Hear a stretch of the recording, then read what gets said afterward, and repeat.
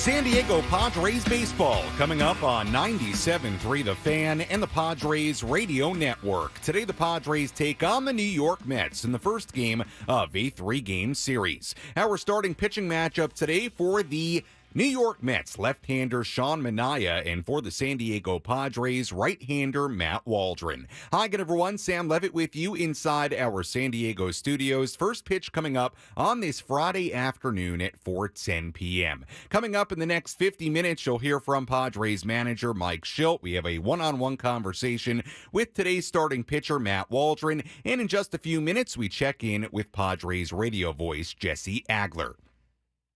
But first, let's set the table, brought to you by Fraser Farms Market. Set your table with the highest quality of natural and organic products from Fraser Farms Market, a San Diego original since 1971 with 3 locations, La Mesa Vista and Oceanside. Padres entered today with a record of 37-35. Padres coming off their first sweep of the season against the Oakland A's and a 5-2 homestand against the A's and the D-backs. Padres have won 5 of their last 6. Padres right now have the second NL wildcard spot, just 2 games behind the Braves for the first wildcard spot. Meanwhile, the Mets are 30-37, but the Mets have won 7 of their last 11 games. They trail the Giants by 3 games for the final National League wildcard spot. Both these teams are coming off walk-off wins on home runs. J.D. Martinez did it for the Mets last night, while the Padres had a walk-off hero of their own on Wednesday here in San Diego.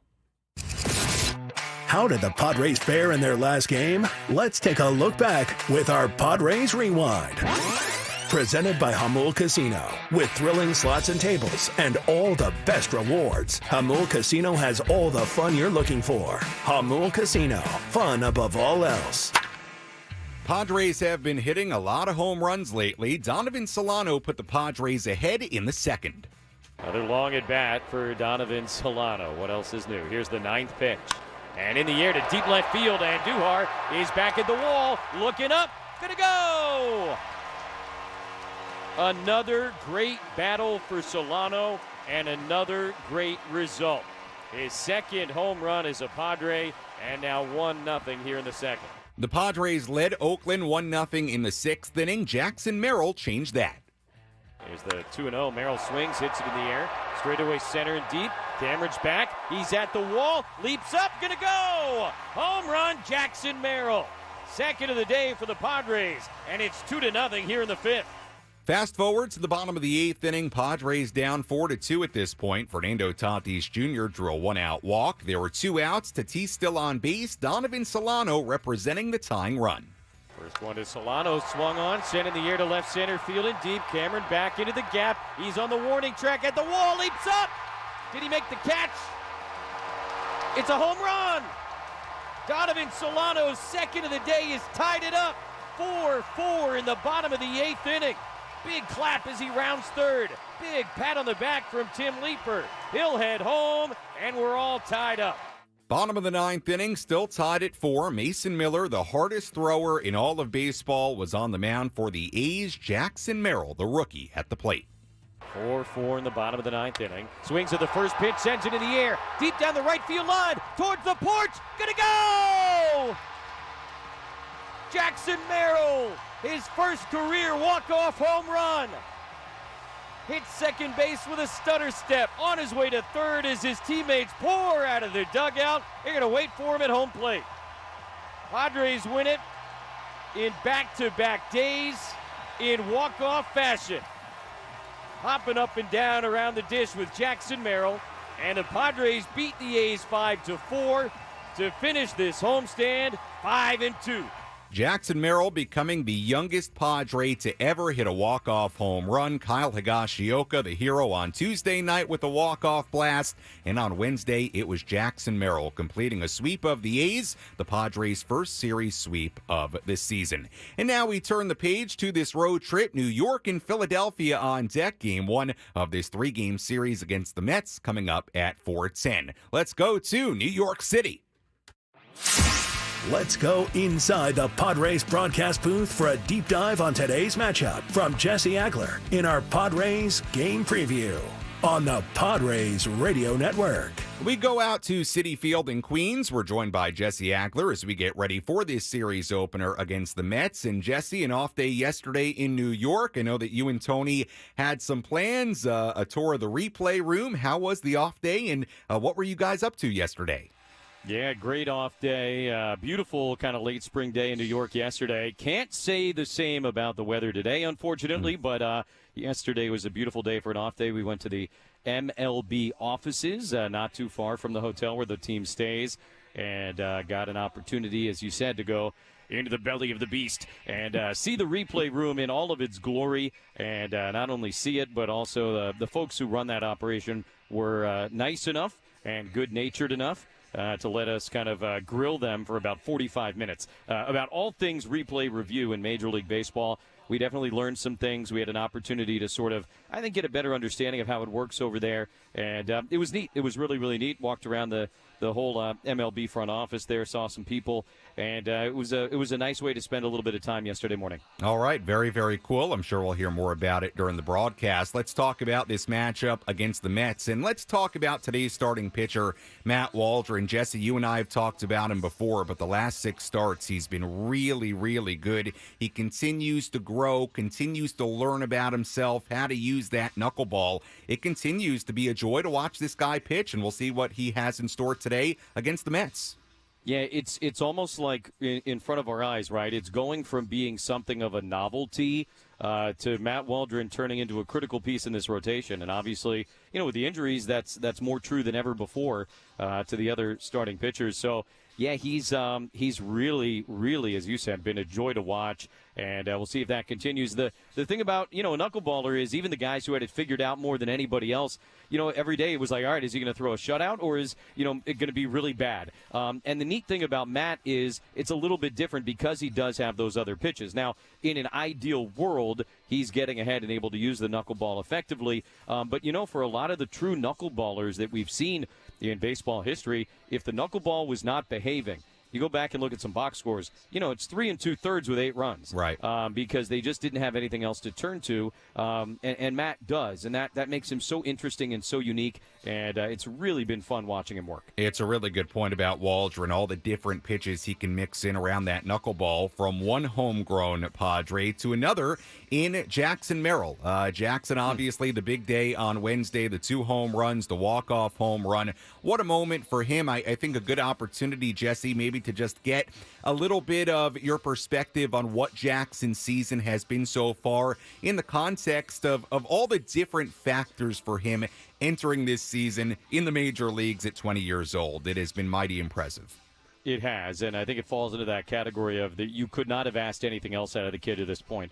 And that includes, seeing him get better, and he is. He continues to do more and more advanced things at the plate, I think. He continues to have a great approach. It seems like he's getting a little bit more slug mixed in there now. I think he's got a great understanding of, what he is supposed to do in different situations, and he's now sort of matching the physical ability to be able to do so. So, look, there's no question this guy is a stud. I think we've all known that. But there was question, at least in, I think, a lot of our minds going into the year, about exactly what he would be at the major league level as a 20 and now 21-year-old. And, again, I don't think it could have gone any better than it has gone so far for Jackson Merrill. And then, really, obviously, a very special moment the other day with the walk-off. Let's touch on the Mets quickly before we let you go here. The Mets are 30-37 on the year, but in this National League in 2024, that means you're 3.5 games out of a playoff spot. At the same time, it seems like they're, in a month or so, going to have to make some decisions on if they're going to try to trade some guys or not. And it's just a team and an organization, Jesse, that feels like it's in a pretty interesting place right now with all those factors. Yeah, they're kind of tweeners, right? You got a new GM who obviously wants to bring in a lot of his own guys and maybe get a little bit of a fresh start. But it's still, at least on paper and in theory, a competitive team.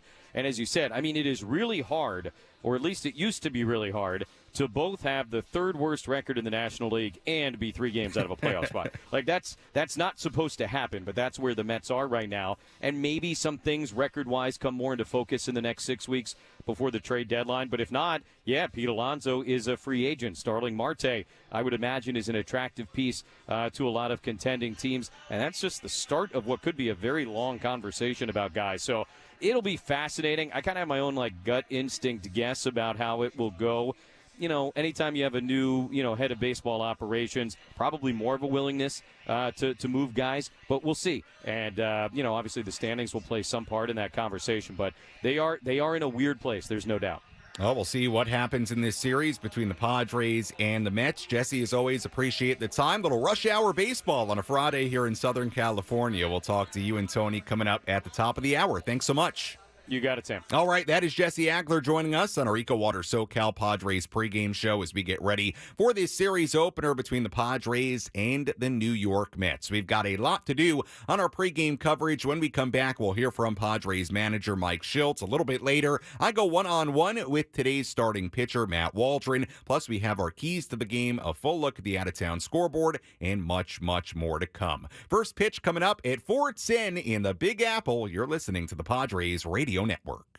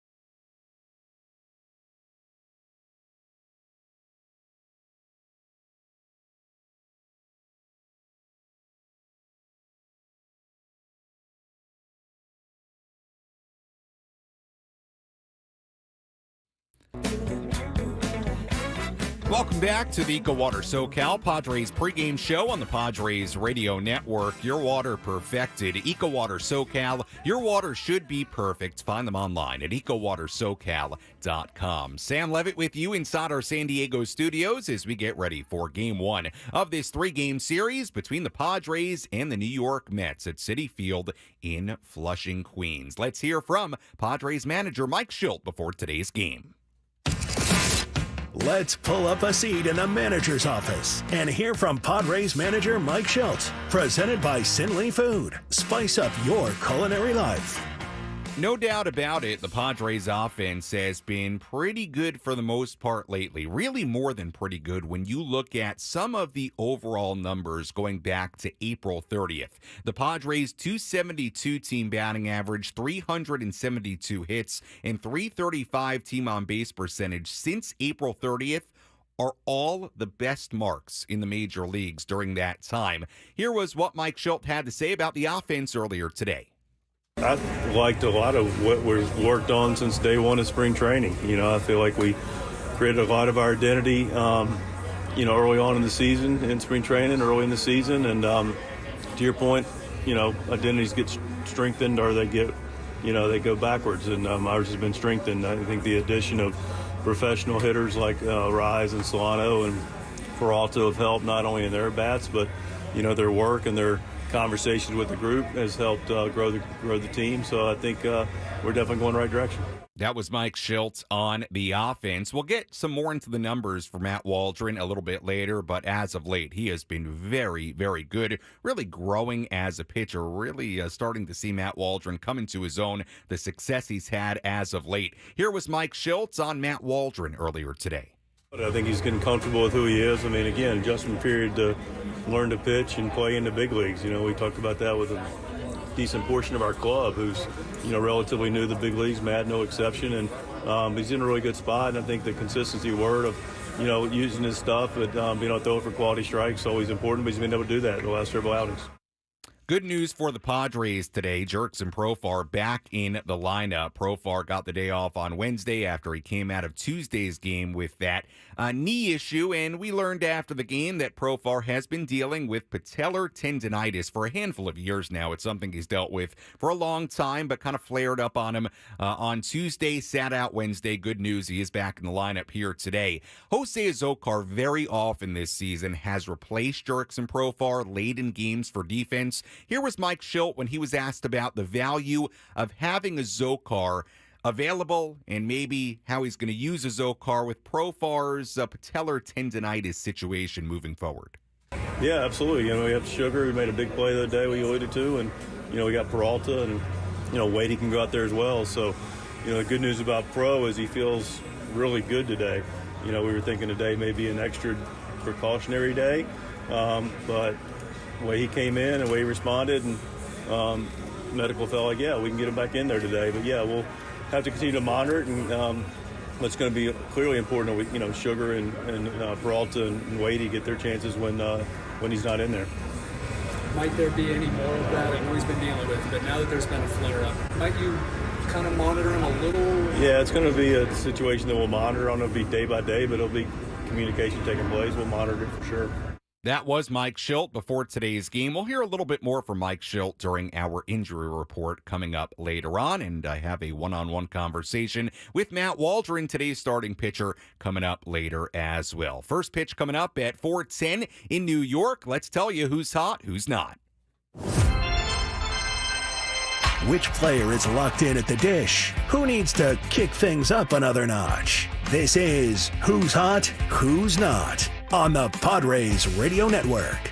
We begin with the hot category. Jackson Merrill certainly in that category right now. 11 for his last 31 in a span of 8 games, 6 extra base hits in that span. J.D. Martinez for the Mets, slugging .542 in his last 12 games. 3 home runs, 2 doubles, 10 RBIs in those 12. Martinez hit a walk-off home run last night, propelling the Mets to a win over the Marlins. Fernando Tatis Jr. in the hot category, certainly in the midst of a 22-game on-base streak. In that 22-game span, he's batting .348 with a .402 on-base percentage, 11 extra base hits, 11 RBIs in those 22 games. For the Mets, Starling Marte in the hot category, hitting .365 with a .635 slugging percentage in his last 52 at-bats, 12 RBIs in the last 16 games. And also for the Mets in the hot category, Francisco Lindor, hitting the ball better lately, batting .315 in his last 22 games with 4 home runs. As far as the not category, nobody for the Padres is really ice cold right now, but we do take a look at the Mets' Jeff McNeil, batting 9th for New York tonight. Last 12 games, he's batting .150, batting just .223 on the season. Remember, McNeil is a guy who hit .326 in 2022 to win the batting title, highest average in the major leagues in 2022. He has not been nearly as good since then, and he's having a rough year. Big topic of conversation these days in New York. Jeff McNeil struggling, again, hitting just .223 on the season, has not performed well as of late, and that's a look at the who's hot and who's not for this Friday as we get ready for this one in New York. When we come back, we'll update you on some of the injuries for the Padres. We also have a look at the out-of-town scoreboard, and I go one-on-one with today's starting pitcher, Matt Waldron. Much more to do on our pregame coverage. You're listening to the Padres Radio Network.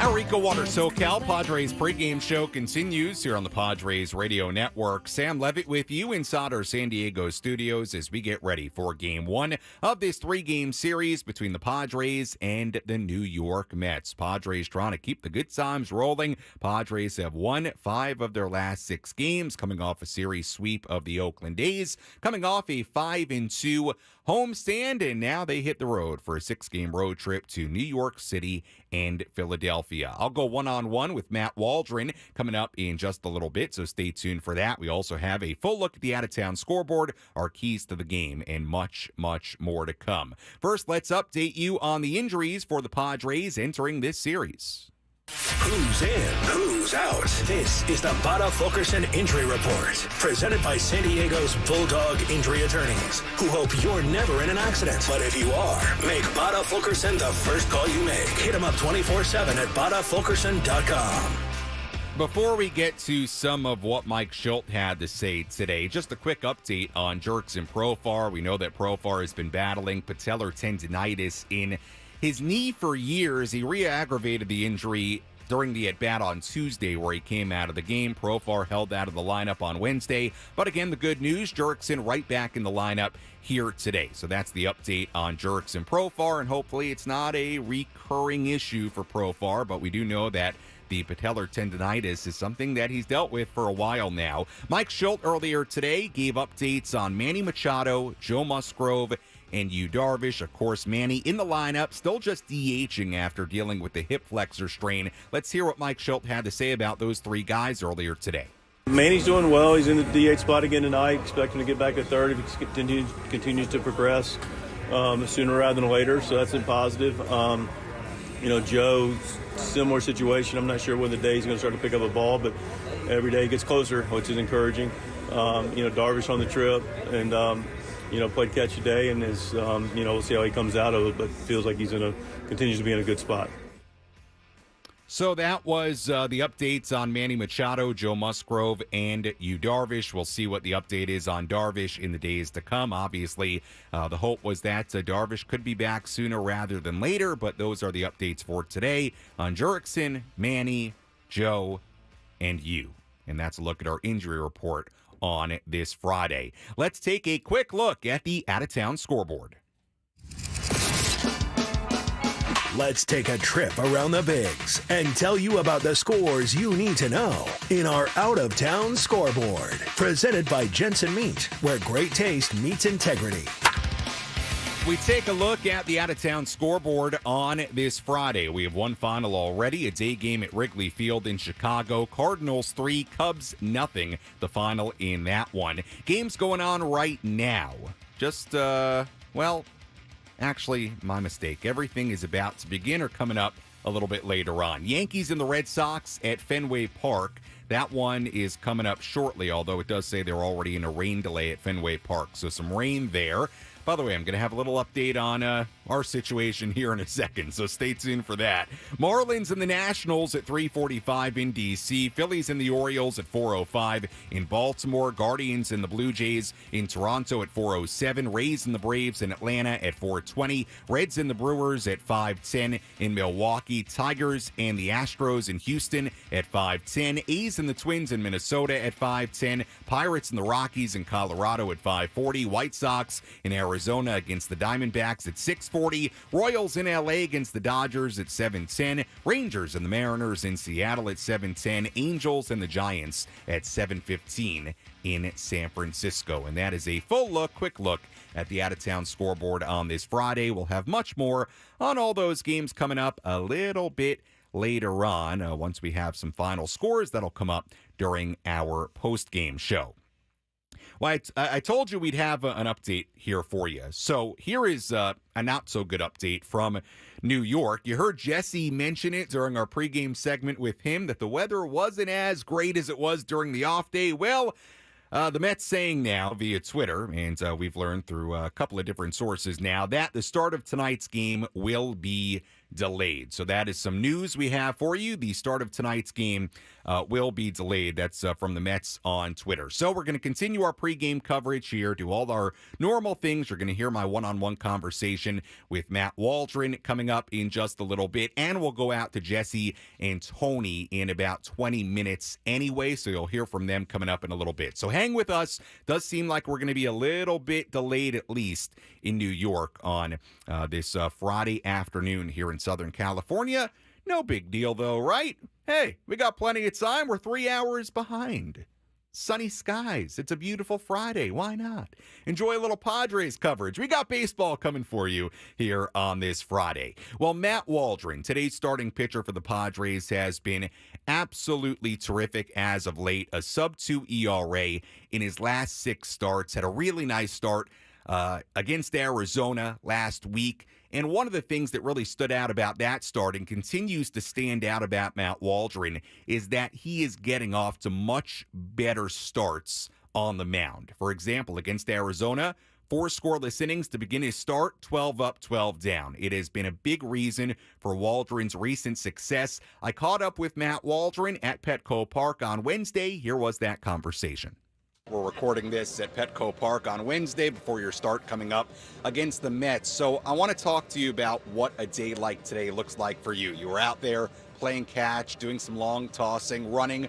On a day like this, a couple of days before a start, what's the goal on a day like today? Yeah, I had a bullpen yesterday, so I do a lot of the workload in there and just kind of some finishing touches, more game-like in the bullpen. So the day after, I felt really good. So Kolek and I stretched it out a little bit and just, putting some air under the ball and just feeling the body, and I feel good. So I guess just not throwing too much on a day like this is sometimes hard to do, but just monitor workload and get ready for the Mets. How much does what you do day to day between starts depend on just how you're feeling?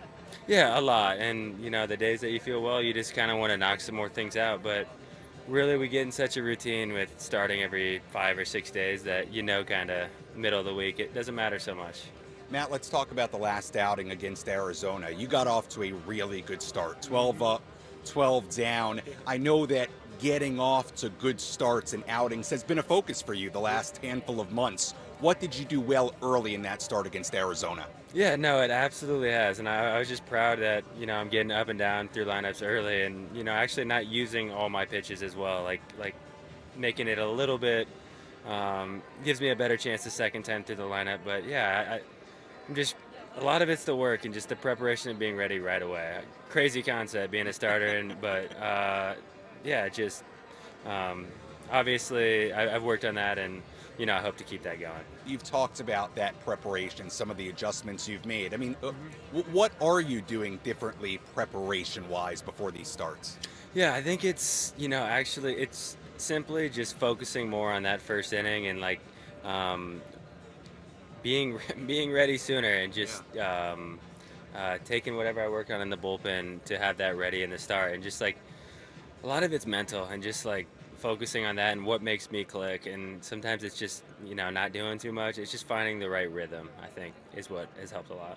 Finding that rhythm early in starts, how much is that a function of the knuckleball and how you're landing it, how you're using it early on? Yeah, and I think I've used the knuckleball a lot more now. So I don't think I would have expected that. I thought 30 was a pretty good number, 30%. And it's just the way this game is sometimes. These hitters are so good that you don't really know what you're going to have that day, and just working with what you have. And when that thing's going, it's pretty easy to rely on. It makes it a lot easier when that thing's going. And to say easy, it's far from easy, but it's just it's, I guess, more fun and creative, and I can tap into that a little bit more.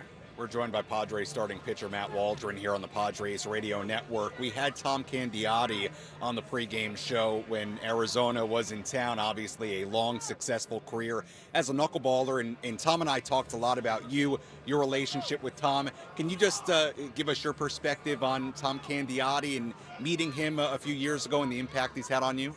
Yeah, it's been awesome. He, from the first time I met him until now, he's just always willing to help. And I think I got to take advantage of that. I was a little nervous at first just to ask a former big leaguer for a lot of help, but you see how much he cares, and I can't thank him enough for that. But it's a difficult pitch to learn, especially in the middle. You can't really learn out there a whole lot, so you work in the middle of the week, and just he's just been a great, whatever I need, I feel like he helps me with, and it's great. And it seems like he's a part of that fraternity of guys who throw a knuckleball. It really seems like one of those unique things in baseball where if you throw a knuckleball, you're sort of welcomed into the group, and everybody wants to help you. Does it feel like that? Oh, yeah, absolutely. And I think that shocked me at first, is understanding that there's guys, willing to, that just understood it a lot better than I did. And it was a shock to me at first. There was a nice little, click of them, so it's good. They're just helpful, and I need that. This game can be so tough. Matt, appreciate the time. Great work as of late. It's been a lot of fun watching you pitch. Best of luck in your upcoming start, and we'll talk to you again down the road. Awesome. Thank you very much. That was Matt Waldron earlier this week at Petco Park. Really good conversation as Waldron gets ready to make the start today against the New York Mets. Again, first pitch is going to be a little bit delayed, at least at Citi Field. We learned that a handful of minutes ago, but don't worry, we are keeping you company here on the Padres Radio Network until we get things going in New York City. Let's give you our keys to the game. How will the Padres unlock a victory in today's game? These are the keys to the game. Presented by Honor Buick GMC Hummer in National City.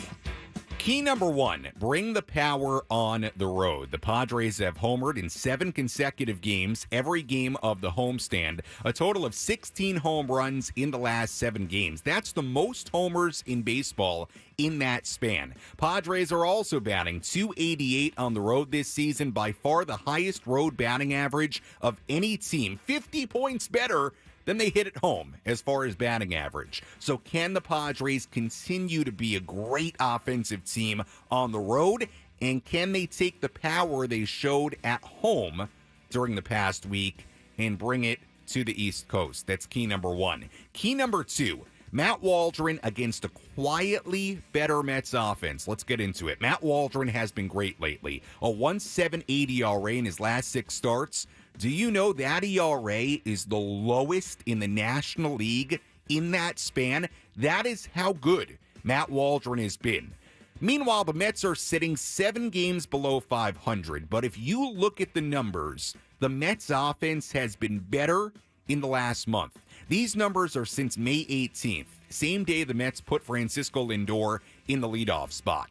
Since May 18th, the Mets are averaging nearly 5 runs per game, 7th in the majors, a .258 team batting average, 5th in the majors, 30 home runs, that's 5th, .327 on base percentage, that's 4th, a .440 slugging percentage, that's 4th.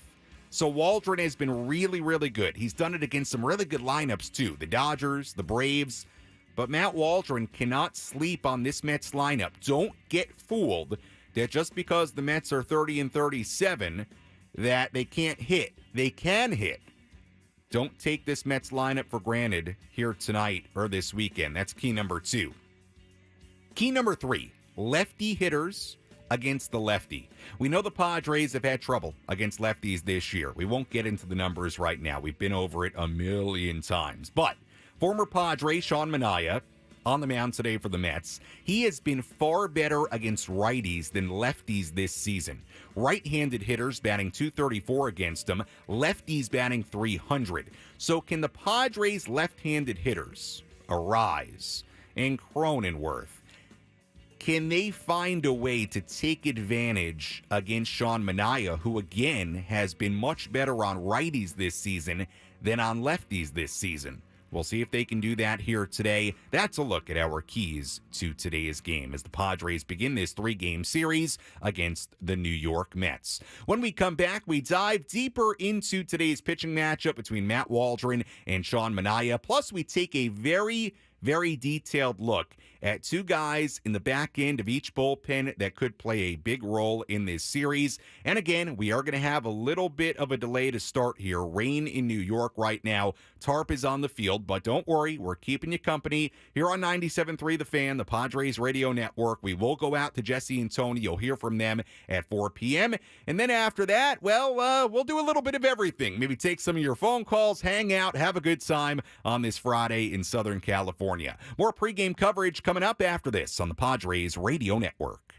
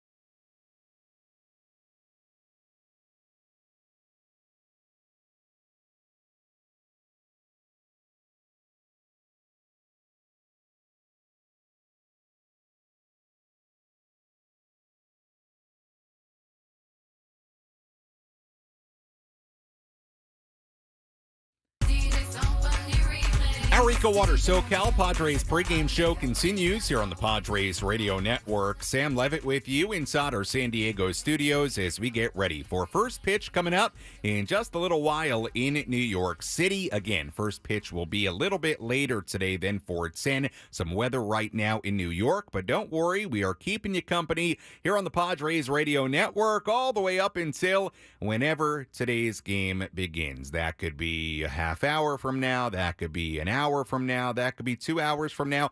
For all I know, we'll start this thing at 1 a.m. local time here in California. Guess what? We'll be with you. We'll be with you throughout. Okay, maybe not 1 a.m. Maybe we'll take a little break. I don't know. But we'll have baseball, I think, at least here tonight. And we'll have it for you at some point. Again, we're going to go out to Jesse and Tony at the top of the hour, so they'll have more on what's going on in New York right now as we continue to get ready for this series and road trip opener against the New York Mets. Let's tell you what to watch for. What's the one thing Sam Levitt will be keeping his eye on in today's game? This is What to Watch For. Presented by Genesis Home Improvements, San Diego's trusted painting, roofing, and window company. Save 15% today on a new beginning for your home. Visit GenesisHomeImprovementsSD.com.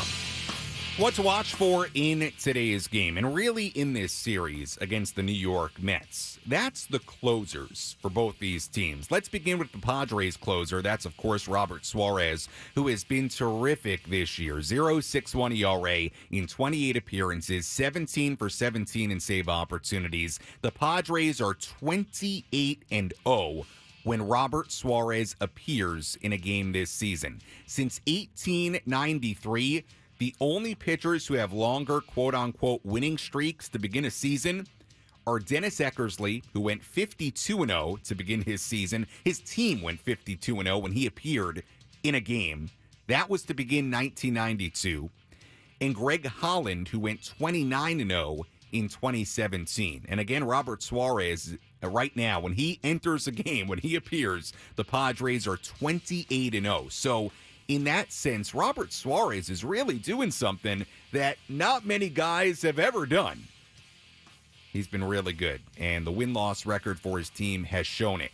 As far as the Mets, Edwin Diaz, it has been a rocky season for him. Returned from the IL yesterday, recorded a 1-2-3 ninth inning before the Mets walked it off in the bottom half of the ninth. It has been up and down for Diaz after coming off the big injury from a year ago, suffered at the World Baseball Classic. He has a 5.14 ERA in 21 appearances this year, only 5 saves and 9 opportunities. The Mets actually removed him from the closer's role earlier this season as they tried to get him back on track, tried to build his confidence back up.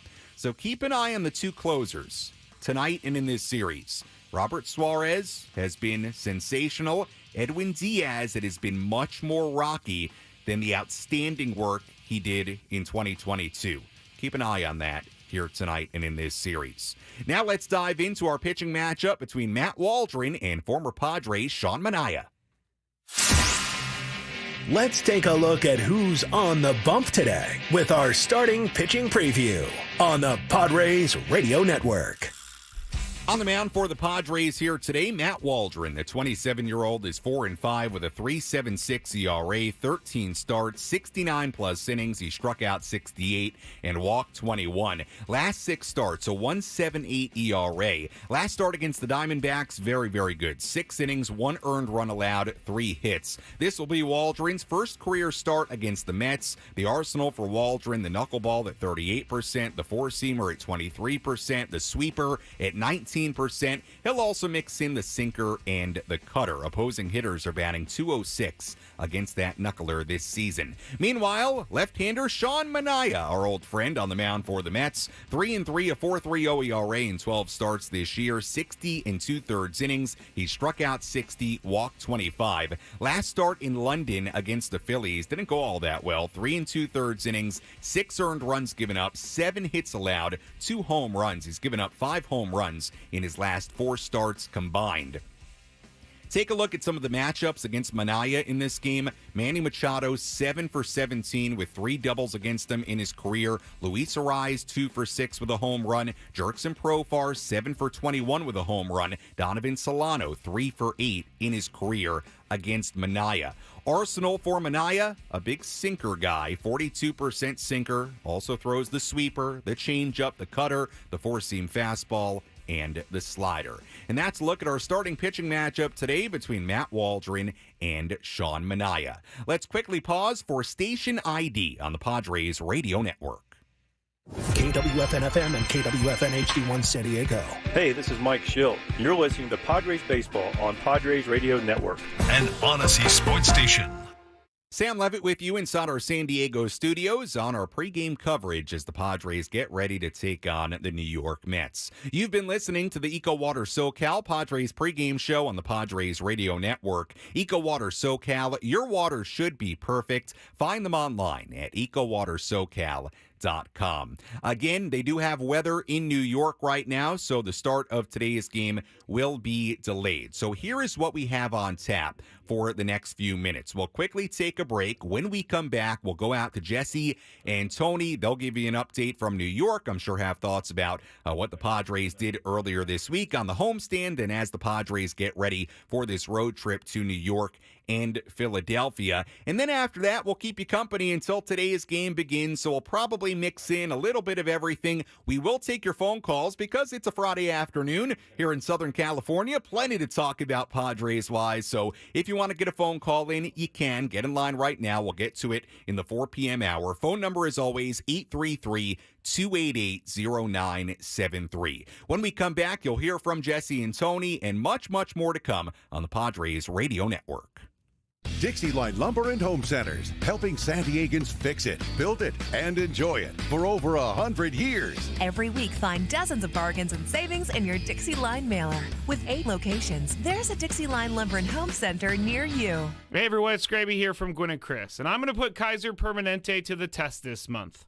I'm getting shoulder surgery, and I have a whole lot of appointments, which I can actually remember because the app helps me. There are 29 locations in San Diego in case I need to move an appointment and visit a location near work, and I will never have to look for a doctor because there are 1,500 here in town with many different specialties. For more information, visit kp.org/San Diego. Kaiser Permanente, for all that is you. The San Diego County Bar Association offers a public service to assess your need for a lawyer. You will receive 3 references to qualified attorneys, each of whom will provide you with 30 minutes of legal consultation without charge. Visit needalawyersanddiego.com to learn more. Energy-efficient windows, total roofing protection, and exterior house painting. It's all here at Genesis Home Improvements. With over 19 years of experience and a reputation built on trust and customer satisfaction, Genesis Home Improvements is your go-to partner for all your home improvement needs. Licensed, bonded, and insured. Lifetime warranty on all products. 100% financing. No money down. It's time to breathe new life into your home. Save 15% today. Visit GenesisHomeImprovementsST.com.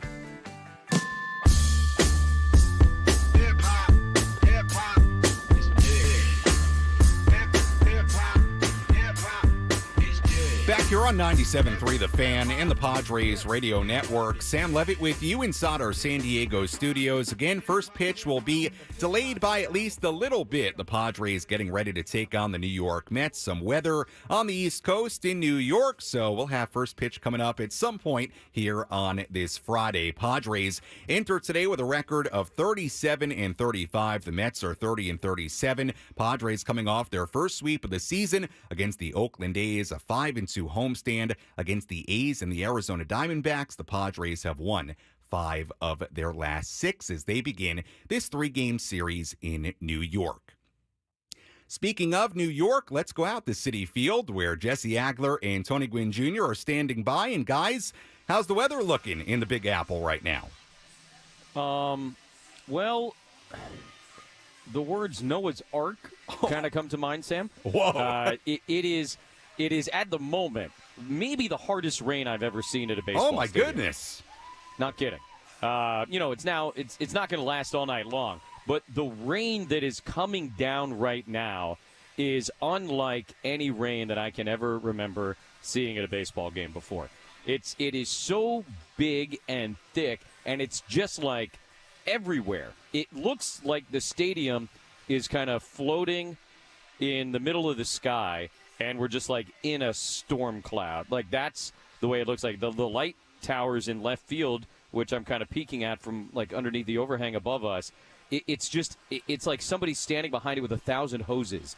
I mean, it's kind of a remarkable sight. I don't know that, if I took a video on Instagram or whatever, it's going to do justice.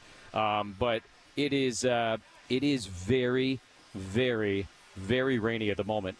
But the good news is the storm is moving and probably won't be like this for too long. I'm taking a video as we speak, Sam, so you can go over to Instagram and check it out. But, yeah, not ideal baseball conditions by any stretch of the imagination. Wow, that is something. And I guess good they got the tarp on, right? Because I'll be honest with you, once I saw the tarp was going on, it wasn't raining yet, but sounds like it was very, very necessary. How is the equipment, the radio equipment? Everything staying dry? That's what's most important. Yeah. Dave obviously gets very nervous about that, and rightfully so. And there are actually major league stadiums in which, if you're in the broadcast booth, you will get wet during the rain. One of those places is Atlanta, which is just absurd because it rains there all the time. We've got a pretty good overhang here. And up until about 11 seconds ago, I did not think it was possible for the rain to get into this booth. But that is how rainy it is right now, and that is how hard the wind is blowing in from left field, that it is actually blowing the droplets into the booth.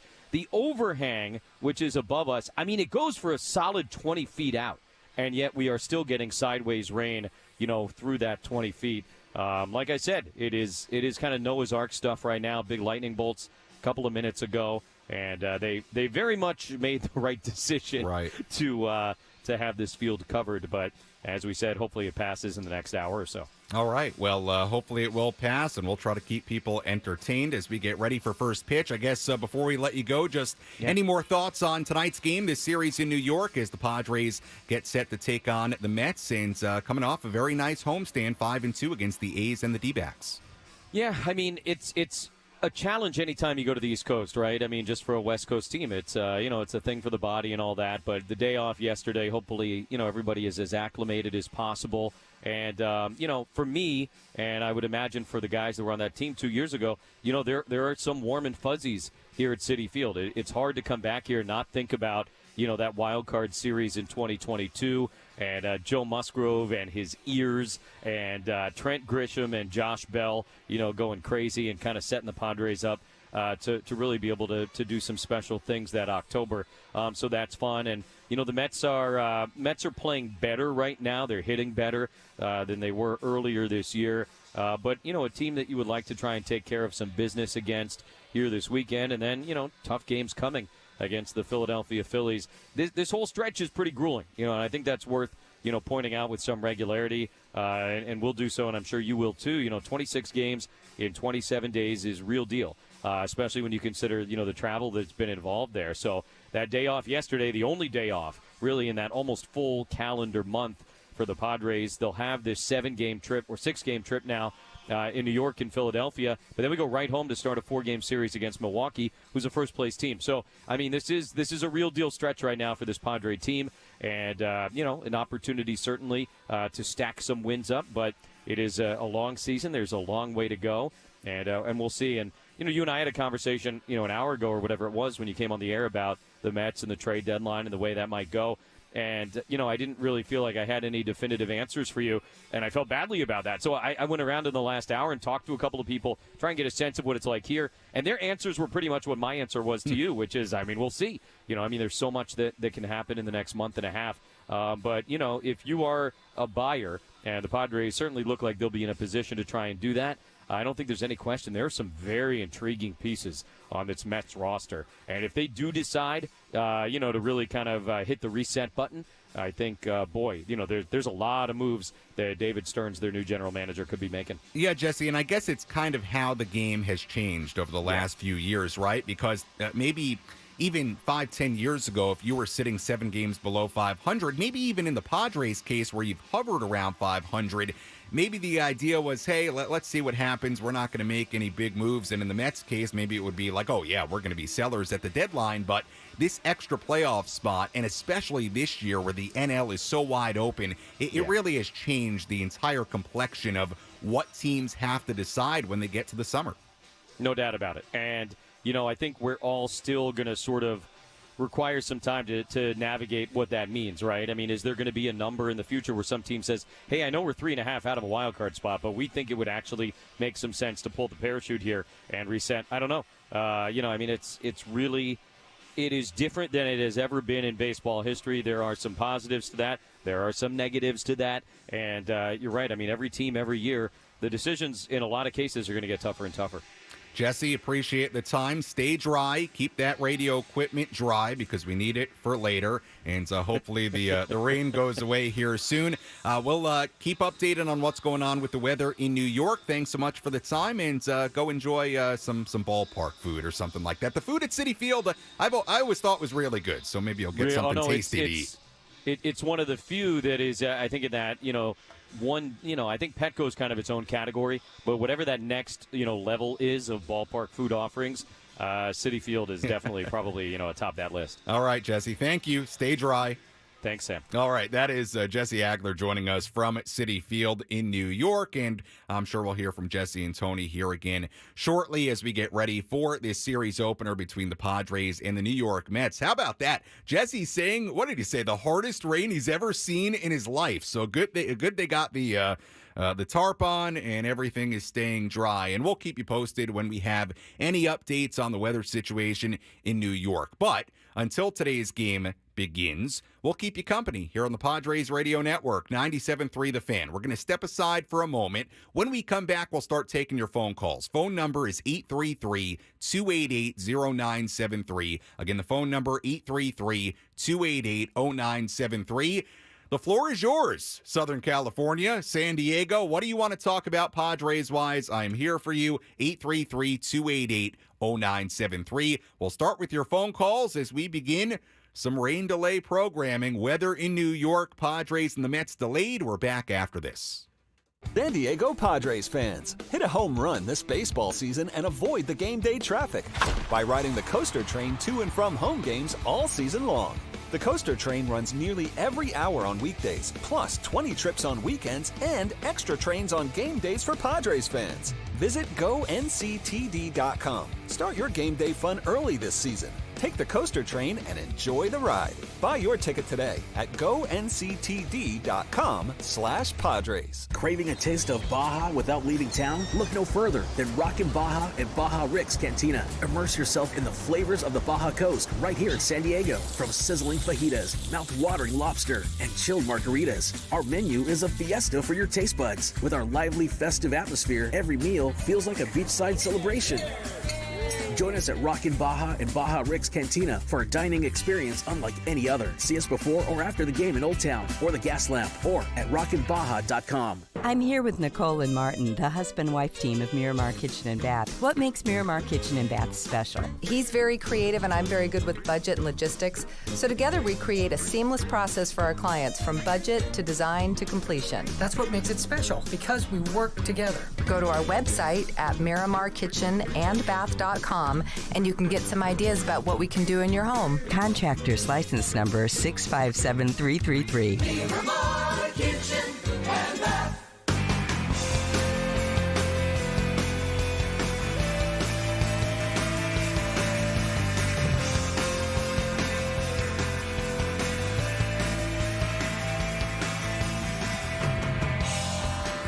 We are live on 97.3 The Fan, Padres Radio Network. We have rain delay programming for you. Some weather in New York. In fact, some heavy rain in New York. Tarp on the field at Citi Field in Queens. So we are keeping you company here on 97.3 The Fan on this Friday afternoon. Sam Levitt with you inside our San Diego studios. And we'll do a number of different things, I think, over the course of this rain delay. We'll maybe get to some of our pre-recorded programming, some things we haven't mixed in during any of our rain delays so far this season. But it's a Friday. Good time to take your phone calls, talk Padres. So the phone number is always 833-288-0973. Again, 833-288-0973. Let's lead things off during our rain delay call-ins with Katie, who's calling in from Oceanside. Katie, you're on the Padres Radio Network and 97.3 The Fan. How are you? Hi, I'm actually Fitz from Oceanside, and I just wanted to say hi. I told my mom to call him so I could say hi. Oh, hi. Okay, hi. And any Padres thoughts? Oh, well, actually, hi, it's Katie again. There we go. His favorite player. I like Ha-Sung Kim. Yes, Ha-Sung Kim. And I have to tell you, I was very concerned when I was listening to the roundtable because Craig Elson seems to think that Kim is not going to be on our beloved Padres next season. That troubles me quite a bit, even though he is struggling just a little bit at the plate right now. So I guess I wanted to know, like, what your thoughts were about that. And what do you think is going to happen next season? Yeah, Katie, it's a really good long-term question for this team, and I think it's a question that has a lot of different angles to it with Ha-Sung Kim. Look, on one hand, he has been an extremely valuable and obviously popular player here in San Diego. He is somebody that I think has a lot of value, both what he does offensively and defensively. Obviously, he had such a terrific season last year. It has not been the same season, although he's played better the last month or so. It's a really interesting question, Katie, because bottom line is this team has a ton of infielders. I mean, they've got Arise now, and they've got two guys in Tatis and Merrill who could hypothetically play shortstop, right, if you needed them to, and are young enough to transition back to something like that. I think it will come down to, number one, how does Ha-Sung fit on this team positionally and with what he brings in the long-term picture of this group, considering you have so many long-term commitments in Manny and Xander, and Al Rise is here, and Jake Cronenworth. I think that's a key question. I think number two, how much money does Ha-Sung Kim command on the open market? What is his contract going to look like ultimately if he's a free agent at the end of the year? And that's obviously assuming the Padres don't extend him or something like that. It doesn't seem like they are, based on just kind of looking at things, and there's been no rumors surrounding that. So what is he going to command? How does he fit? He's clearly a guy who loves being in San Diego. He's been very, very valuable to this team. But the reality is, at the same time, the Padres have a lot of money locked up in guys who play the infield, and they have guys who can play shortstop, right? I mean, obviously, just next year you would have to figure out, okay, if it's not Kim playing shortstop, who is it? Is it Xander going back to shortstop? Is it somebody else going and playing shortstop? And now you have a guy in Arise who also plays the infield. Obviously, he can DH a lot too, but he's somebody that in some capacity is still going to play the field, at least, at different parts of the season. So it's an interesting question. I think it's about fit. I think it's about the money. I think it's about, what Ha-Sung ultimately commands. And I know he's been a really good player here, and obviously a very popular player here and inside that clubhouse. But it's a tough question because they've got a lot of money locked up and a lot of guys who play the infield, and you do wonder if they can both afford financially, but also just fit-wise to have another long-term commitment to an infielder. I do think that's a fair question, but Ha-Sung brings a lot. I mean, he brings great defense. He's obviously become a much, much better offensive player. Even this year, it hasn't been what he's done last year, but he's a guy who brings a lot of value. And even you look at some of the, the metrics this season, and they're really, really good as far as WAR and what he continues to bring. So he's somebody who is definitely a really, really good player to have on your team for so many different reasons. I think the question's going to be, what is his contract ultimately going to look like, and how does he fit in your long-term plans, based on the fact that you have a lot of long-term contracts given out in general and to a lot of guys that play infield. So I think it's a fair question. I think it's a really tough question, but we'll see. I think that's a question for another day, because I think that answer is going to come out during the offseason once this year is said and done, and obviously we see what the free agent market looks like for Ha-Sung. Let's go to Ryan calling in from San Diego. Hi, Ryan. You're on 97.3 The Fan. Hey, thanks for having me on. You got it. So I want to talk about last game. What a game that was. We had Jackson Merrill, the kid, walk it off. He actually babysat my cousins back in Maryland, so that's pretty cool. We've been rooting for him. What I wanted to actually focus on was actually a different player, Donovan Solano. That guy got us started with the solo homer and tied the game up big with a 2-run shot. So I wanted to ask you, how big has he been in the lineup with Xander out, and how does this rank to A.J. Preller's signings over the years?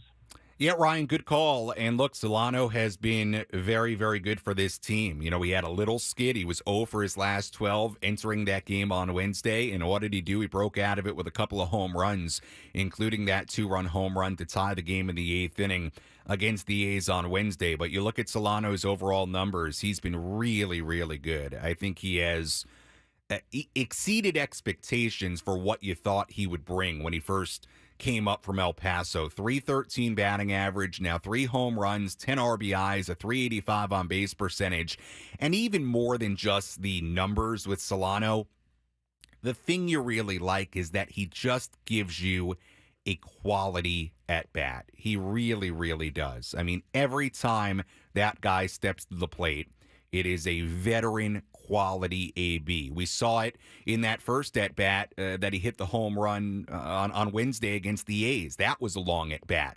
You know, it's something Jesse and I have talked about before, that, you know, with Solano, it almost feels like the at bat begins when he has 2 strikes on him. So that's the really good thing about this lineup, is that you feel like pretty much top to bottom you are getting really, really good at bats, whether it's Arise, whether it's Tatis right now, whether it is Jurickson Profar, who always gives you a good at bat, whether it's Donovan Solano. And to your point, Ryan, on the greater picture with A.J. Preller this season, look, credit where credit's due.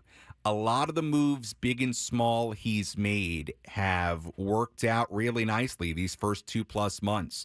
Whether you want to look at Luis Arise, right? He's been terrific since coming over.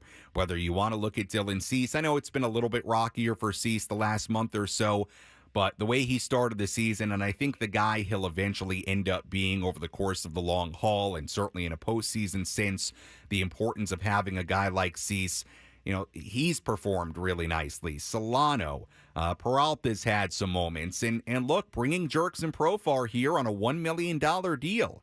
Look, AJ does deserve credit for that. He brought Profar here on a $1 million deal, and the guy has simply been one of the best outfielders in all of baseball. And what he's done is now surpassed any kind of small sample size. I mean, we're going on 2.5, 3 months of Jurickson Profar being an all-star caliber player. So did you have to give up a lot to get those guys, you know, as a whole, whether you're talking about Cease or Arise? Yeah, you had to give up significant prospects. But both those guys have been big contributors, and the other moves, the moves that you felt are the more savvy moves, like Solano and, yeah, like Jurickson Profar. I mean, AJ does deserve credit for that. It is, you know, you feel like this is, you know, maybe a bit of a better constructed team than the Padres necessarily had a year ago. Do they have Juan Soto? No. Do they have Josh Hader?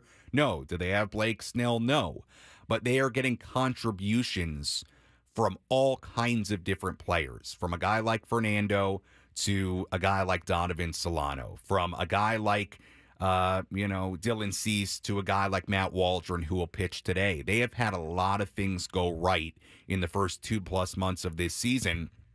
And some of these moves have really worked out well. And I do think A.J. Preller deserves, a lot of credit for that. You know, guys like Solano, guys like Profar, the trade for Arise, and you know, how those guys have performed since coming over.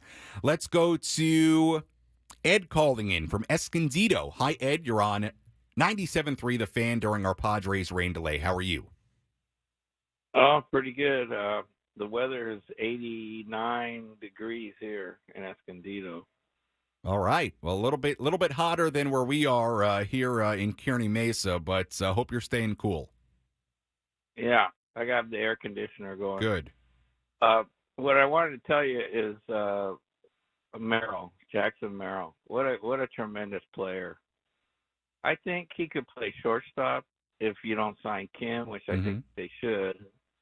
But he could play any position. That kid has got speed. He can bat.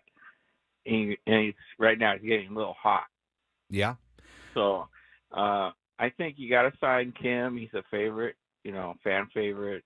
Ha-Sang Kim, when you go to the games. He's the only one that the fans do that. Yeah. So you got to keep a guy like that. Yeah. Jackson Merrill has got several years. Just let him play out, and then deal with it at that point. If he becomes an all-star at 21 years old, then you got to sign him to like a 10-year contract. Yeah, look, obviously Jackson's in the very, very early part of his major league career, Ed, and appreciate the phone call. But look, to your point on Jackson Merrill, and like we said with Ha-Sung Kim, I think those are all things that are going to get figured out once this season comes to an end. And the Padres, again, like we talked about earlier with Kim, they are going to have to determine, what his value is to them and what he's going to command on the open market, what that dollar number and what that contract looks like. But in the case of Jackson Merrill, I think you just have to be extraordinarily happy with what this guy has done when you consider all the factors for him entering this season. Think about it this way. We showed up at spring training in Peoria, and it was very, very clear from very, very early on during spring training that Jackson Merrill was going to get every opportunity to make this club out of spring training. And we got there, and first he was playing left field, a place he had never played before. And quickly, left field became center field, where he was out there almost every day and then exclusively. And it became very clear very early on that the Padres had a real belief that Jackson could not only handle playing a position he had never played in his life in center field and making that transition, but that he could handle the major leagues offensively at the age of 20 and with very limited experience in the upper levels of the minor leagues. You got to keep this in mind. Jackson Merrill last season played 46 games at Double-A. That's it. 46 games at Double-A. And the next thing you know, he's coming out of this spring training on the major league roster. And oh, by the way, playing a position in center field that he's never played before. The guy was a shortstop his entire life before this spring. So when you consider all of that, the fact that he's 20, and you look at his numbers through now 68 games, he's batting .280. The 2 home runs on Wednesday gave him 5, 26 RBIs, and he has played a great center field, right? I mean, day to day, he is playing beyond a solid center field, and he's brand new to playing it, and he's having to do it, basically learn on the job in the major leagues. I said it at the end of spring training. I felt like the goal for Jackson Merrill this season was to just hold his own. Right? That's what I felt like the Padres, and if you're a Padres fan, like you were looking for. Just hold your own, right? Get on base, do the best you can offensively, just tread water and play a good center field. And if Jackson Merrill at 20 and 21 can do that, then you'll be super happy with that, and you go from there, right? But Jackson has been, to me, so much more than that. I mean, offensively, he's shown the ability at 20 years old to put together a really quality at-bat. He's shown some pop. He shows the ability to hit the ball to all fields. He shows the ability to hit lefties. One of the home runs came against a lefty to straightaway center on Wednesday. I thought that was one of the most impressive swings that Jackson has taken all year. And then the walk-off home run against a guy like Mason Miller, who throws harder than anybody in baseball. So he has, to me, exceeded the expectations to this point, right? When you consider all those factors, he has done so much more than just hold his own. And it's a lot of fun to watch. And it does, I think, make you dream of what Jackson is going to be. What is the ceiling for Jackson Merrill? Do we even have an understanding of what that ceiling is for him? Because I think it's pretty clear at this point, based on what this guy is doing at 20 and 21 years old, with all those factors considered that we just talked about, I think it really makes you wonder, who is this guy going to be in a few years? Who is this guy going to be in his mid-20s, right? It's been really, really impressive. I think if you're a Padres fan, you have to be ecstatic with what Jackson has done so far and what he's been, especially considering all the factors, the age, the limited experience at AA, and learning a brand new position that he had never, ever played before. I think you have to be just super, super happy with what he's done. All right, we'll continue to cycle through some of your phone calls. Let's step aside for a moment here on 97.3 The Fan. We'll come back with more. We may mix in some pre-recorded rain delay programming just to give us a second to reset here in the studio, then get back to more of your phone calls. So just hang with us for a little bit. Again, we're in the midst of a rain delay before first pitch. The Padres and the Mets getting ready to start this series in New York. We have more rain delay coverage after this. Introducing Lineage Watch Company, San Diego's very own watch company. Proudly family-owned and operated, Lineage watches are more than just timepieces. They're a celebration of American craftsmanship. Lineage watches are uniquely powered by American movements. Define your legacy today with a Lineage timepiece at lineagewatchco.com. That's lineagewatchco.com. Lineage Watch Company, official timepiece of the San Diego Padres radio network. At Grangetto's Farm and Garden Supply, we believe great service starts with listening to you and taking the time to understand your landscaping projects. From the right soil to the right time to plant to the right equipment, like Echo Power Equipment. Day in and day out, sun up to sundown, professional-grade Echo blowers, string trimmers, and chainsaws maximize productivity, powering through the toughest jobs nature can throw their way. Experience Echo Power for yourself at Grangetto's Farm and Garden Supply. Located in Encinitas, Escondido, Fallbrook, and online at grangettos.com. Do you know anyone that suffered a serious injury in an auto or motorcycle accident? Bonta Fulkerson Law Group helps individuals that suffer traumatic brain injuries, spine injuries, and other significant injuries caused by auto accidents and motorcycle accidents. If you ever know anyone that's in this situation, do not wait. Have them give us a call today, 619-333-5555. Our office is happy to meet with them at no charge to see if we can help. San Diego's favorite personal injury law firm, Bonta Fulkerson.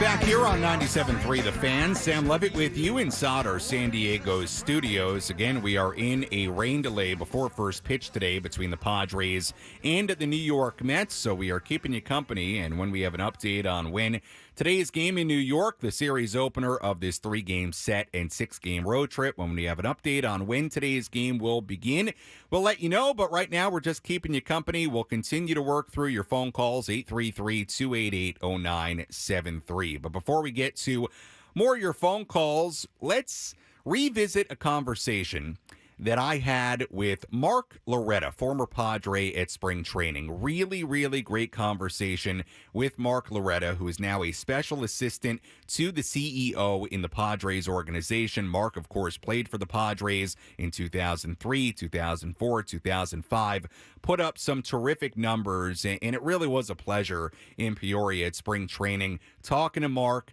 hearing about his career, hearing about his journey to the major leagues. And again, Mark is still involved in the Padres organization. Here was part one of my conversation with Mark Loretta, the former Padre, back at spring training.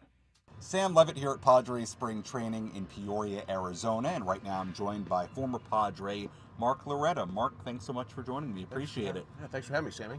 Mark, I want to talk about your career, and let's start at the very beginning. You grew up in the LA area. What was life like in the Loretta household, and how did baseball become such a big part of your life? Yeah, so I grew up in Arcadia, California. I was the oldest of 3 kids, quite a big age difference between us. My brother's 6 years younger, my sister's 16 years younger, so a big spread. But I think just both my parents were very active. My mom grew up playing tennis. My dad played college golf. And for some reason, I just kind of gravitated to baseball. We had a we had a really good Little League system and a really cool field where just all the neighborhood kids could ride their bikes to, and it just was a big part of life in Arcadia. And had a great Little League coach, Bob Fickus. I'll give him a shout out.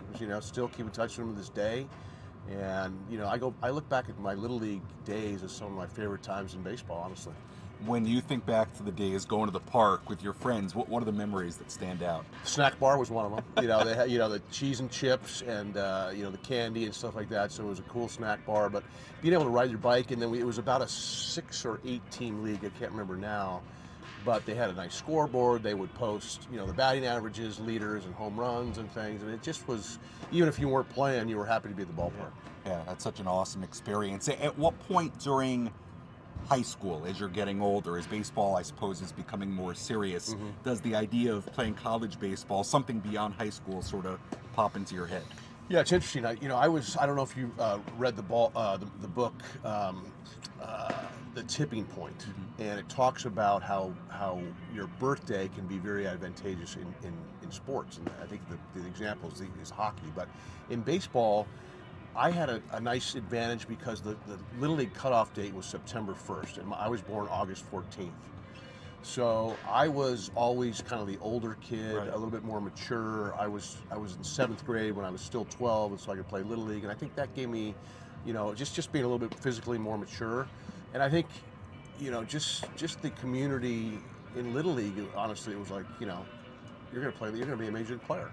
And it was a dream, of course, but in some ways it was a little bit of a naive expectation, if that makes sense. And so I was very comfortable when people would ask me, what do you want to do to grow up? I want to play Major League Baseball. But I wasn't the most physically talented guy. I was not nearly a 5-tool player or anything. So a little bit of a late bloomer. I wasn't drafted out of high school. I had a few scouts kind of talk to me about it, but it wasn't going to be a high pick. And my parents always stressed the value of education and making sure I had something to fall back on if baseball didn't work out. So I really wanted to go to Stanford. That was my number one choice. I was recruited. I felt like I had a shot. Ended up taking a different shortstop, and so I ended up at Northwestern, your alma mater as well, Sammy. And I hated it my first quarter. Okay. Couldn't stand it. I was from Southern California. I'm in Chicago. The only one-on-one fist fight I ever got into was my freshman college roommate, believe it or not. So we switched roommates and stuff. And so I went home at Christmas, and I told my parents, I said, I think I want to transfer. I want to go to LMU or UCLA, somewhere close. And I think to this day it's the best advice they ever gave me. They said, stick it out for a year.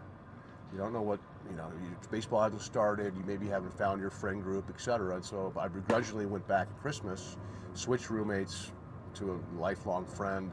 Baseball started, and pretty much never looked back after that. Loved it after that. Wow, amazing story. And I should have started the interview with that we both went to Northwestern. It's something we've bonded over over the course of the last couple of years.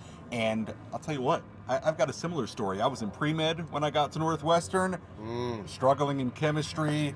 I was thinking about going somewhere else if I wanted to be a doctor. Ultimately, I switched to the School of Journalism, and here I am now talking to you all these years later. Let's talk about sort of that college period of your life, because obviously you have a great career at Northwestern. You also played in the Cape Cod Baseball League, which is the premier summer league in the country. I think you played for Falmouth. I did. If that's correct. What was that experience like, playing on the Cape? I tell people all the time, I think that was the best thing for my career I ever did, was playing in the Cape Cod League. I played after my my sophomore year, and then again after my junior year, because I wasn't drafted as a junior. And the first year I went to the Cape, I struggled. It was a wood bat. It was, like you said, the pitching. I was facing Billy Wagner, who was throwing 100 miles an hour, that type of thing. I think I hit about 210 that summer, but I learned a ton. Then I went back again the next summer, and had a much better year, made the All-Star team there. And I think that really, as much as anything, really catapulted my career. You mentioned Billy Wagner. Any other guys from those Cape League days that you can remember that would go on to do some good things? Yeah, I look back at sort of that all-star picture, and like Billy Miller, remember the third baseman for the Red Sox, was on that team. There was, probably half the guys ended up making the big leagues from that squad. Yeah, such a great league and such a great atmosphere at those parks. I broadcast in New Orleans. And you did? Yeah, I still think back to those days and how awesome it was. So let's keep going in your journey. So the Cape League, Northwestern, You get drafted 1993, 7th rounder by the Milwaukee Brewers. What was that moment like? What's the story? Well, you know, it wasn't the day and age of the internet and all that kind of stuff, so I didn't find out on the day I was drafted that I was drafted. In fact, I thought it was, because back then it was the 3 days of the draft, and I think the first day was the first 5 rounds, and then they went on. And so after the second day, I didn't hear, so I was kind of nervous, because I had talked to a bunch of teams. They thought, you know, between 5 and 10th round, something like that. Although I never had any conversation with the Brewers. They kind of came out of nowhere. But I called Paul Stevens, our head baseball coach, when I was there, and I said, you know, have you heard anything? He goes, let me make some calls.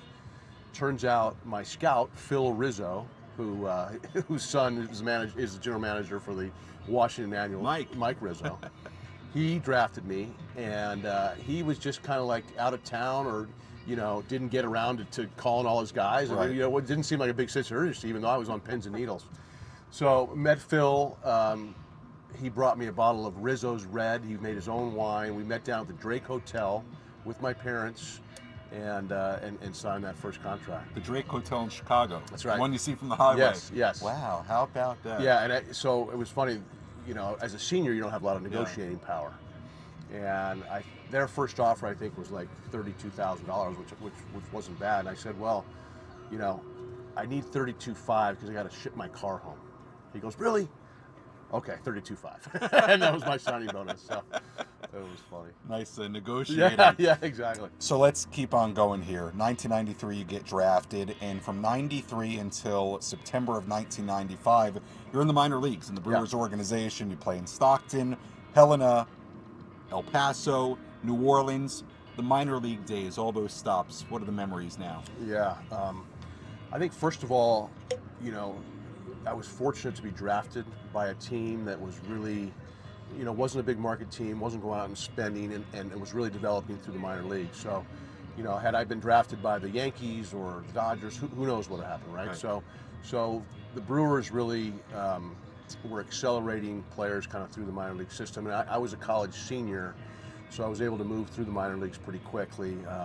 You know, I spent like a week in rookie ball, then I went to, like you said, Stockton, and then El Paso the next year, and probably had my best learning experience in El Paso, AA.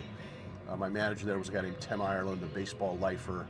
You know, taught me so many things about the subtleties of the game, how to play shortstop correctly, you know, and how to hit, continue to learn how to hit and things like that. And then I think probably the biggest adjustment, however, was going from AA to AAA, because AAA is just a totally different feel. You've got players who maybe on their way down from the major leagues. It just doesn't have that kind of collegial feel where everybody's rah-rah and cheering for one another. It's a different animal. So I struggled when I first got to AAA. Then I went back in 1996, and that was the year where I was kind of yo-yoing up and down on that train. But yeah, fortunate to move through the minor leagues pretty quickly. As far as the lifestyle part of the minor leagues, I mean, I know it well. Amarillo, Corpus Christi, Sauget, Illinois, the stops for me. Rode on plenty of minor league buses. What do you recall that part of it? Like the lifestyle, the buses, the city to city, all that? Yeah, it's a grind. I mean, but it's a fun time, right? Because you're young. You know, everybody's in the same boat. You know, you're seeing cities you've never seen before. You're playing every single day. You're trying to learn how to manage that. You know, it's a great time, but it's grueling. I mean, you know, we had a road trip, remember, from Stockton to Palm Springs, for example. You know, you get on the bus, as you know, 11:30 after a game. You show up at like 10 a.m. after riding all night. You know, maybe get a little nap, and you go straight to the yard again. It's relentless. Yeah, I remember getting out of at the gas station 2 a.m. And I'll tell you what, from my perspective as a broadcaster, it teaches you a lot, because whatever happened in the game, however you're calling the game, you always had to remember that at 2-3 a.m. you were going to get out at the gas station and see the guys, and you really are one of the guys. In a way, maybe it's a little bit different from working in the major leagues. Such great memories from the minor leagues. That was the early part of my conversation from spring training with Mark Loretta, the former Padre, and we have a lot more in that conversation. We talk about Mark's career in the major leagues, his time with the Padres, his amazing 2004 season in particular with the Padres. So we may not have time to get to the second part of that conversation during our rain delay, at least here today, but we'll be sure to get to it a little bit later on in the year, and we'll get it up on 97.3thefansd.com, the Odyssey app, at some point as well. But nice early conversation there about Mark Loretta and growing up and his life in the minor leagues and getting drafted and all that. So again, Mark is still a part of the Padres organization, serves as a special assistant to the CEO. We do have an update for you as far as when first pitch will be in New York. Today's game will begin at 8:15 p.m. So 8:15 p.m. local time, not I just realized what I did. That made it sound like it was 8:15 here in San Diego. 8:15 p.m. in New York, so that means 5:15 here in San Diego. So that is the latest update for you. 5:15 p.m. first pitch here in San Diego for Game 1 of this 3-game series between the Padres and the Mets. So our schedule in the next half hour or so will look like this. First pitch at 5:15. We will go out to Jesse and Tony at 5:05. So I will keep you company until 5:05. So again, 5:05 p.m., we'll go out to Jesse and Tony. They'll set the scene. They'll have the starting lineups. And now first pitch for Game 1 of this 3-game series is at 5:15. So that's good news. Not a very lengthy rain delay, and we do have a first pitch time. Let's step aside for a moment. When we come back, we'll get to some more of your phone calls. Again, the phone number, 833-288-0973. Padres fans, on a Friday afternoon, as we wait out this rain delay, the floor is yours. Whatever you want to talk about Padres-wise, we'll get to more of your phone calls when we come back on 97.3 The Fan. Introducing Lineage Watch Company, San Diego's very own watch company. Proudly family-owned and operated, Lineage watches are more than just timepieces. They're a celebration of American craftsmanship. Lineage watches are designed, engineered, and purpose-built in the USA. Lineage watches are uniquely powered by American movements. Define your legacy today with a Lineage timepiece at lineagewatchco.com. That's lineagewatchco.com. Lineage Watch Company, official timepiece of the San Diego Padres radio network. At Grangetto's Farm and Garden Supply, we believe great service starts with listening to you and taking the time to understand your landscaping projects. From the right soil to the right time to plant to the right equipment, like Echo Power Equipment. Day in and day out, sun up to sundown, professional-grade Echo blowers, string trimmers, and chainsaws maximize productivity, powering through the toughest jobs nature can throw their way. Experience Echo Power for yourself at Grangetto's Farm and Garden Supply. Located in Encinitas, Escondido, Fallbrook, and online at grangettos.com. Do you know anyone that suffered a serious injury in an auto or motorcycle accident? Botta Fulkerson Law Group helps individuals that suffer traumatic brain injuries, spine injuries, and other significant injuries caused by auto accidents and motorcycle accidents. If you ever know anyone that's in this situation, do not wait. Have them give us a call today, 619-333-5555. Our office is happy to meet with them at no charge to see if we can help. San Diego's favorite personal injury law firm, Botta Fulkerson.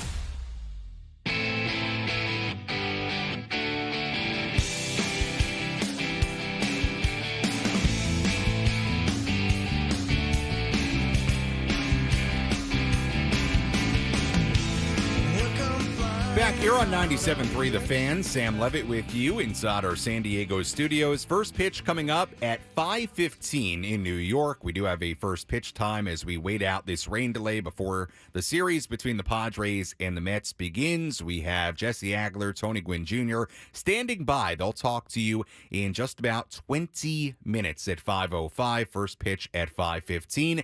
And until then, we're keeping you company here on 97.3 The Fan throughout Southern California on this Friday. Should be a lot of fun watching the Padres in New York. Padres coming off a 5-2 homestand against the D-backs and the A's. The sweep of the A's, the Padres' first series sweep of the year. So we'll continue to take your phone calls. Phone number is always 833-288-0973.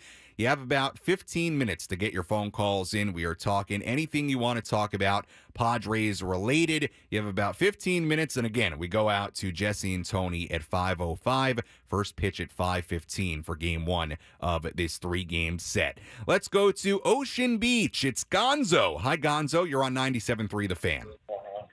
Sammy, my boy, we waited out the rain today, huh? Yeah, we're getting there. We're getting there little by little. We have a first pitch time of 5:15, but they got me working overtime here, Gonzo. Well, you're the hardest working guy in the business. Thank you very much. Thank you very much. Look, I love being on the beach in OB or PB, but hey, sunny Friday afternoon, you got to work sometime. So keeping you company as we get ready for Padres baseball.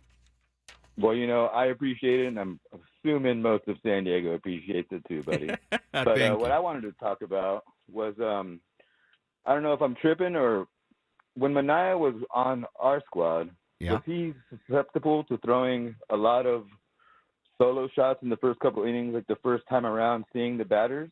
And is he work on his velocity, or do you know anything about the inside? Have you been following him at all? I've been following him a little bit. I mean, I've really, to be honest with you, Gonzo, caught more up to speed on it in the last 24, 48 hours as the Padres, got ready to face him. But why do you ask? You've seen some numbers that would suggest he's given up a lot of home runs early, something like that? No, I was just thinking about we've been talking about our own squadron and how we've been getting a little hotter, getting the confidence in Jackson Merrill and a whole bunch of our starters. And I was wondering if maybe we're going to see a little more aggressiveness behind the plate, like attacking maybe first pitches, or since they were his ex-teammate, maybe if they're looking for something. Yeah, it's a fair point, Gonzo, and appreciate the phone call. Have a great Friday in OB, Gonzo. I'll give you a couple of notes on the Padres offense, power-wise, and something to watch today against Manaea as we revisit some of the things we talked about during our official EcoWater SoCal Padres pregame show. Padres have homered in 7 consecutive games. That was every game of the homestand against Arizona and Oakland. A total of 16 home runs in the last 7 games. That's the most home runs in baseball during that span. And on top of that, the thing you like about tonight and on the road against the Mets, the Padres are batting .288 on the road this season. That is by far and away the highest road batting average of any team in baseball. That is 50 points better than what they've hit at home at .288 this year on the road. So as long as they keep doing those two things, hitting on the road and hitting for power, bringing the power they showed at home this past week and bringing it on the road, I like the Padres' chances in this series against the Mets. The thing to watch with Manaea, he's given up home runs lately. He's allowed 5 home runs in his last 4 starts. 5 home runs in his last 4 starts.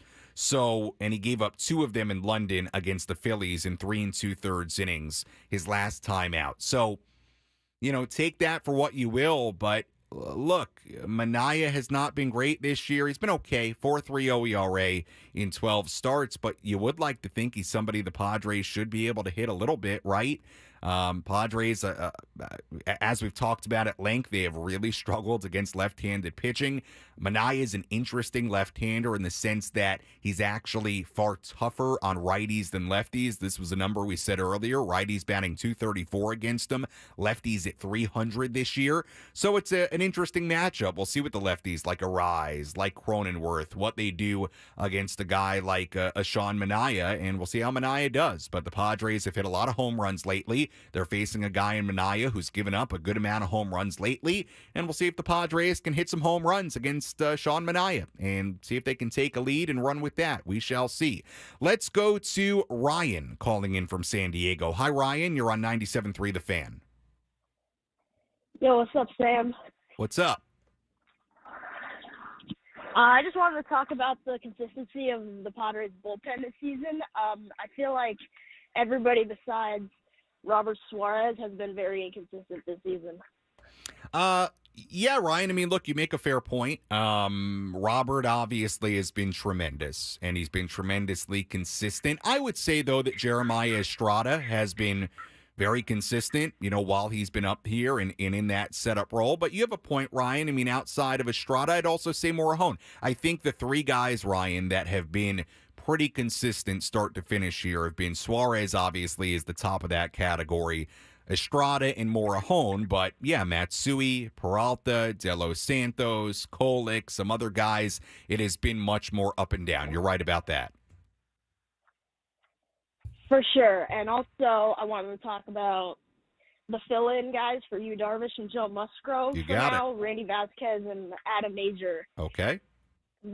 They have a heavy workload until those guys build back up into the rotation. Yeah, look, the Padres, you make a good point, Ryan. The Padres are relying on somebody like Vasquez and somebody right now in Major to pick up some of those innings and the void left by Joe and Yu on the IL. Now, hopefully Yu's going to come back here pretty soon. You hope that's the case. Obviously, Joe's still not throwing right now, and we'll see what the updates are on him in the days to come.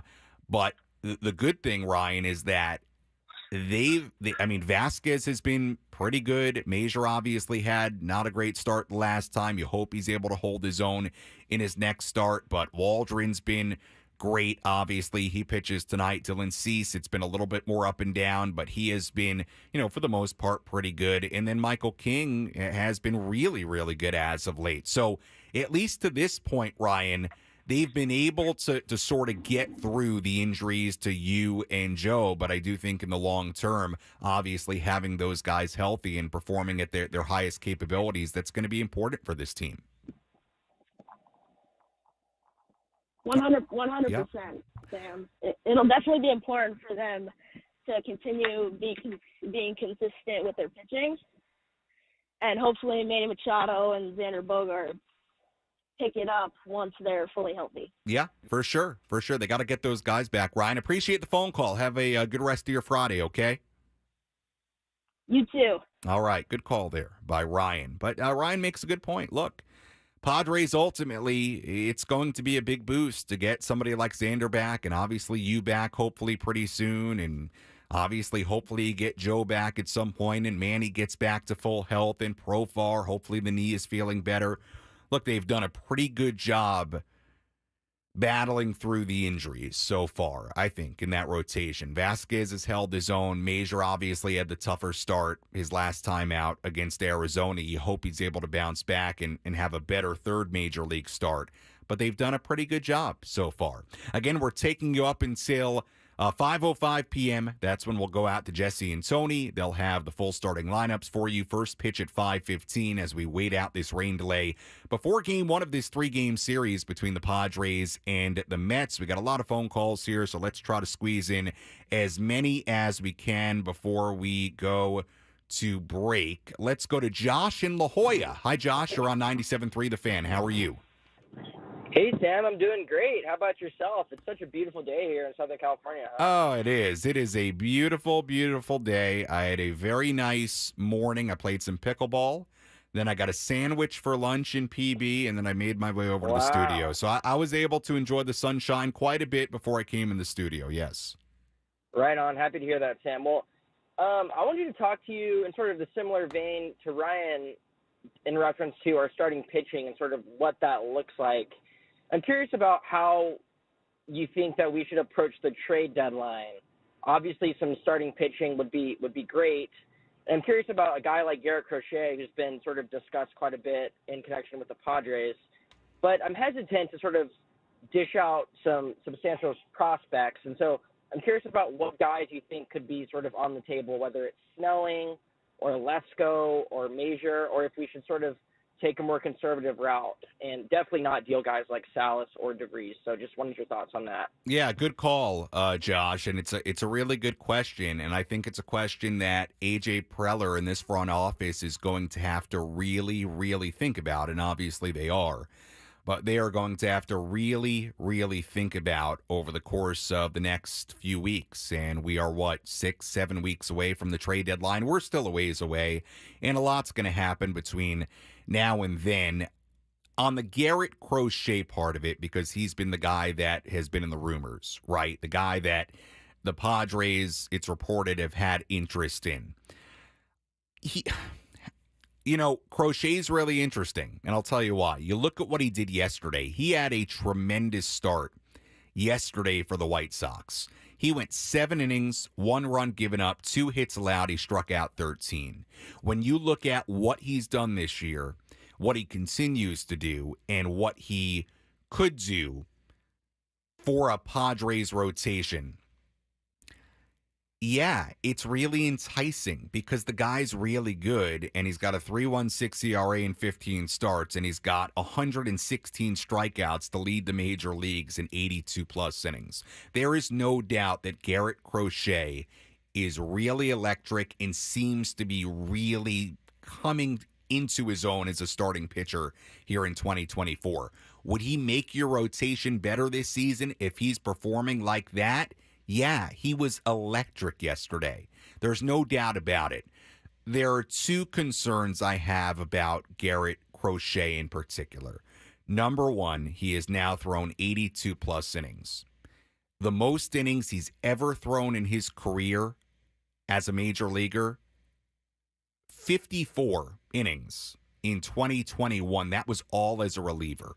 So he is now already by far and away in a place where he's never been, which is 82-plus innings, 15 starts as a starting pitcher in the major leagues. And I do think you have to have a bit of concern with that at least for this season, and remember, with somebody like Crochet, you're going to have him for a few years. He would not be a free agent until the end of 2026, right? So you're going to have him for 2 more years after this season, which is great. But he's already in a place, if you're just focusing on this year in particular, he is already in a place where he's never been before, and that does concern me a little bit if you are going to rely on him to be a starting pitcher late in the year here in 2024, because he's never come close to 100 innings, and it's not his fault. It's just not who he's been, and injuries and whatnot.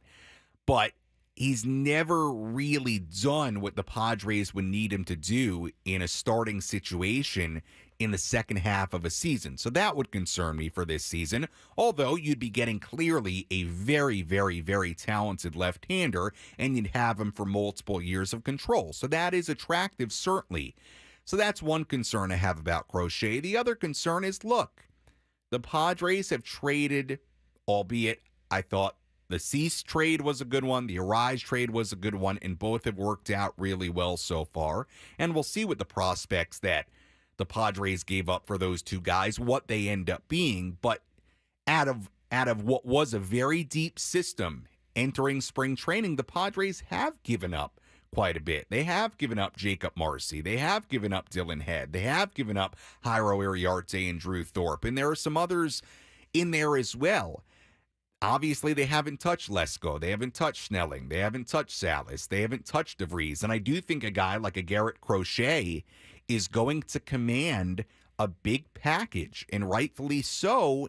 And I feel like the Padres should be a little conservative in holding on to some of these guys, especially the pitchers, right? I mean, and Snelling and Lesko. And but look, AJ has obviously shown a willingness and propensity to trade big prospects away and get big-time talent back. We've seen it time and time again.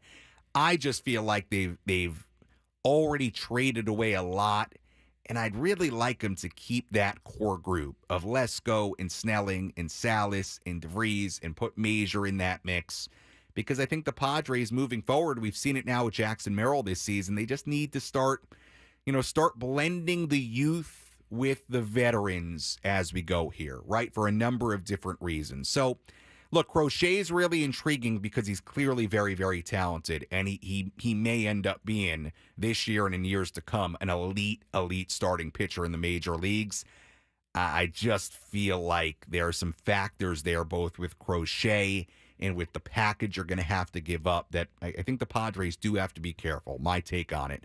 Let's squeeze in one more phone call here before we send things off to New York. Let's go to William in San Diego. William, you've got the final call on our rain delay coverage. How are you? I'm great, Sam. Thanks for taking my call. Can you hear me? We got you, loud and clear. Cool. Awesome. Yeah, happy Friday.